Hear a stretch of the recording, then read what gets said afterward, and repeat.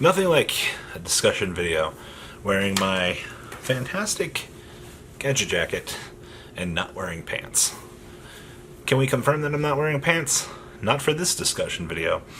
We won't. So, it's time to have a fantastic discussion on 5 fucking cards that are going to be a future problem in the game of Yu-Gi-Oh! Hope you're ready for this fucking fantastic discussion, because I certainly am. Look at me. I'm the captain now. Enjoy.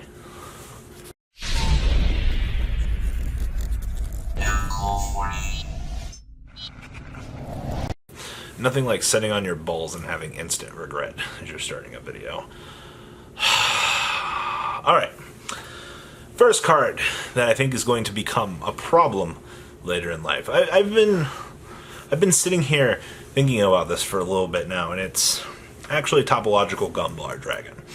Now, for those of you that don't actually know what Gumbar does, he's the main culprit that a lot of these extra link decks are producing to kind of blow your opponent out of the water.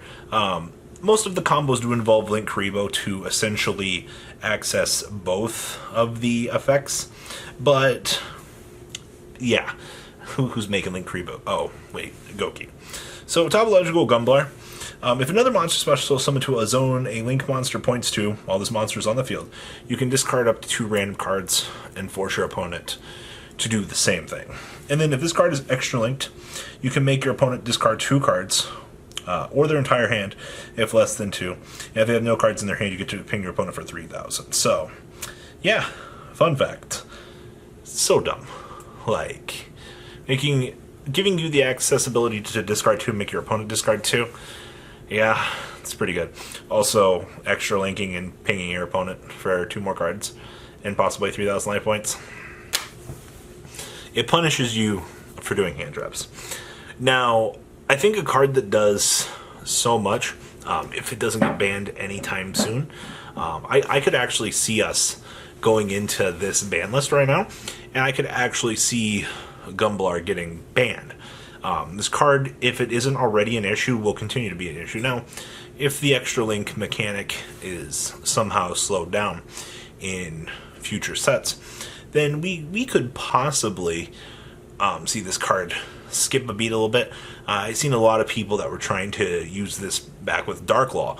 You know, make Dark Law next to its link arrows, make your opponent discard 2, you discard 2. You know, seemed pretty good. So, I will say that about Gumbar. I think the card is very dangerous to leave sitting around, so definitely some food for thought there. Next one, this one should come as no shocker to you. We've talked about this before. Summon Sorceress. Now, yikes, dog. Let's be real here. This is another card that should be straight the fuck banned out of the game. You have a Link 3 that gives you the ability to special summon another type of the same monster as she points to. Dog. Dog, look at me. Look at me. Who thought this was a good idea? This card has become a staple in literally every sort of degenerate deck that kind of comes out of the OCG as of this point in time. It kind of sucks because I don't want to see her go, but she needs to. Things that she's not known for being broken may or may not be limited to ABCs. Oh, no. Nope, Gokis are broken. Oh, how could I? How could I think Gokis aren't broken? But we have another card that essentially steps up the combo process of Yu-Gi-Oh! If we haven't realized this already, cards that, 1, speed up the progress of a combo, cards that allow you to special summon directly from your deck for literally no cost. You know, Link 3 isn't that hard to make. Maybe I'm missing something once again. Maybe I am. But we have generic cards. They're broken. Okay? Now, the next one isn't going to be so crazy, but it's had other implications in the past. And it is actually Azathoth. Now, hear me out here. The thing that made Azathoth so dangerous on its initial release was the fact that you could Ptolemaeus into it on your opponent's turn. As soon as Azathoth triggers, all monster effects for the turn are negated. Totally fair, right? Right? Now, that leads us to the other side of the equation for Azathoth. You have a monster that says, on summon, negate all monster effects for your opponent for the turn. So, on your turn, you can negate hand traps. On your opponent's turn, you can stop your opponent's turn. Anyone else find this card fair? Now, with Azathoth being released now, I don't think we're going to be seeing Ptolemaeus anytime in the future coming back off of the list. Honestly, I think Ptolemaeus was a mistake, but Infinity wasn't that terrible. Why make Infinity when you can just stop your opponent's entire turn? So, but having a generic means to shut off your opponent's hand traps for literally just 2 level 4s to make it with Nyarla, for an extra dedicated slot in the extra deck. Things like Plant FTK were using this card as a means to say fuck you to your opponent, so you could essentially do your combo. Now, in the future, if we have more degenerate OTK decks, having this card exist will probably be a problem, because it forces, if you can shit out 2 monsters, including having additional combo pieces that don't harm you in the long run, you will be able to play this card, just because it stops your opponent from interacting with you. And as long as the rest of the cards that your hand or deck can produce to kill, yeah, it's pretty good. So, just kind of something that I think Azathoth's going to be a problem in the future. Maybe it's just me. Now, the next one, this card is already a problem, and then it kind of stopped being a problem, and then it became a problem again, and then it became not a problem, and then it kind of was there. And the card is Soul Charge. Now, for those of you that don't know, I too live under a rock, and I don't know what Soul Charge does. Soul Charge promotes this unfair game state in 1 card. That's right. Paying 5,000 life points to bring back 5 homies out here is totally fair. Right? Right, George? Right? Yeah. George says thank you. Alright. So here's the thing. You have a card that promotes mass revival from the graveyard that nobody plays outs for. I think most of the time now we've kind of reached the impasse of life that it's just like our opponent had Soul Charge. Now, Soul Charge, the new Maxi of the format, I could see it that way.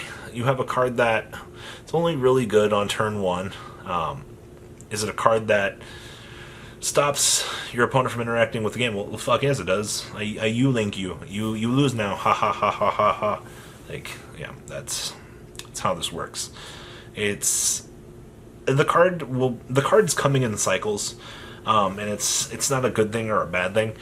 But this is another one of those. Of course, Soul Charge is going to be a problem in the future. Why would a card that does not allow you to massively special summon from the graveyard on turn 1 in a combo deck seem like a bad idea? Think emoji. And the last one I want to talk about here, and this is the Heat the Resistance. This card's already a problem, but it's not Firewall. Trust me. The next one's actually Nightmare Goblin. Now, I've heard more interesting discussions about Goblin than not. We've reached a point that being able to get an extra normal summon has become broken. And who are you lying to about this? Playing Garnet with Brilliant Fusion was fine because you had to play Bricks to get this. Now what you're telling me is this can go in any deck and be made with any 2 monsters, basically, with no restriction? Seems really inherently fair to me. I think Goblin is a card that needs to go away from the game. If we haven't learned our lesson in the format with its arrows going this way, or the fact that its conditions are so easy. Things like Seraph Knight were being played the way they were in the decks they were being played because, well, they were harder to do. higher risk, high reward.